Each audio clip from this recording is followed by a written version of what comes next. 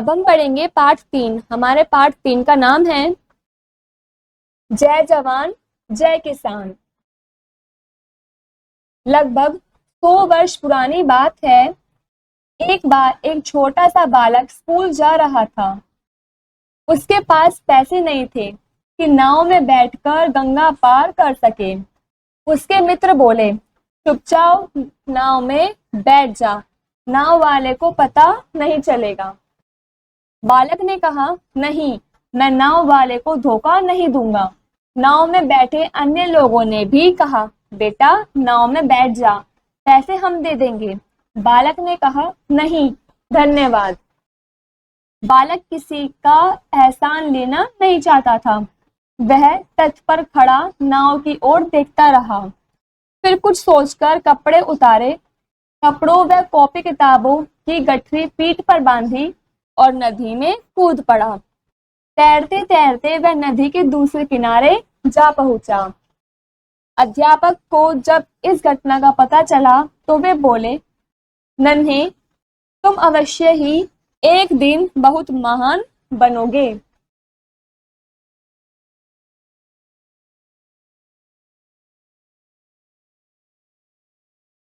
क्या आप जानते हैं कि नन्हे नाम का वह बालक कौन था? इस बालक का नाम था लाल बहादुर शास्त्री।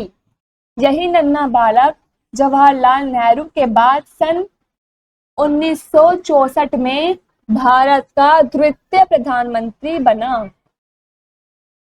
इन्हीं का नारा है जय जवान जय किसान, जो हमारी संस्कृति का प्राण है।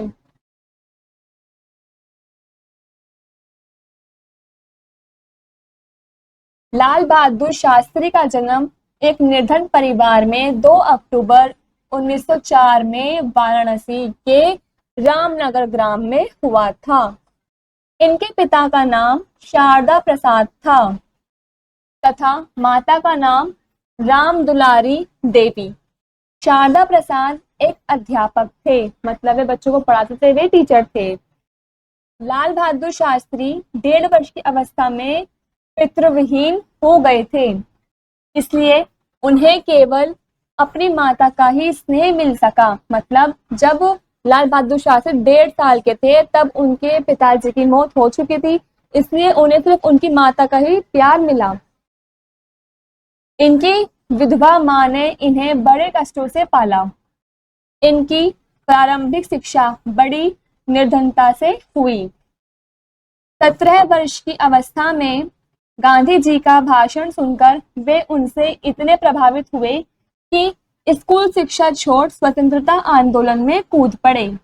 अंग्रेजों के विरुद्ध असहयोग आंदोलन में उन्होंने भाग लिया। अंग्रेजों ने उन्हें जेल में डाल दिया। जेल से छूटकर इन्होंने अपनी अधूरी पढ़ाई पूरी की। आजादी की लड़ाई में लाल बहादुर शास्त्री जी को 8 बार जेल जाना पड़ा। इन्होंने 9 वर्ष तक कारागृह में स्वतंत्रता की साधना की थी।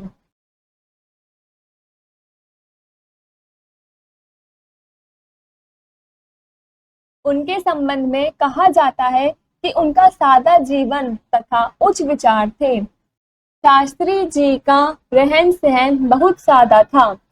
सच्चाई उनमें कूट कूट कर भरी हुई थी। बाहर से दुर्बल व छोटे दिखाई देने वाले शास्त्री जी का मन बड़ा शक्तिशाली था। स्वतंत्रता के बाद नेहरू जी ने अपने मंत्रिमंडल में इन्हें रेल मंत्री बनाया। उनकी मेहनत से ही देश की जनता को रेलगाड़ी मिली। छोटे छोटे स्टेशनों का निर्माण हुआ। तीसरी श्रेणी के यात्रियों को भी कई सुख सुविधाएं उपलब्ध कराई गई।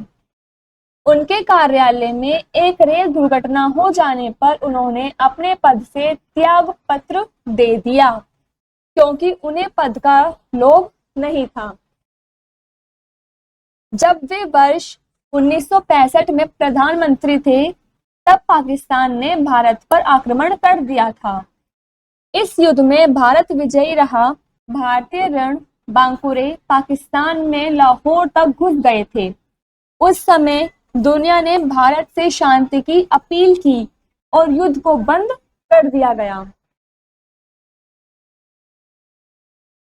शास्त्री जी शांति के महान पुजारी थे। भारत पाकिस्तान युद्ध के पश्चात शांति के प्रयास में समझौते के लिए उन्हें ताशकंद जाना पड़ा। समझौते के बाद जब वे भारत लौटने की तैयारी कर रहे थे तो उसी रात 11 जनवरी 1966 को हृदय की गति रुक जाने से उनकी मृत्यु हो गई। लाल बहादुर शास्त्री जी साधु पुरुष थे। वे जन जन के हृदय में समाये हुए हैं। डॉक्टर राम कुमार वर्मा के शब्दों में लाल बहुत है किंतु एक है, लाल बहादुर।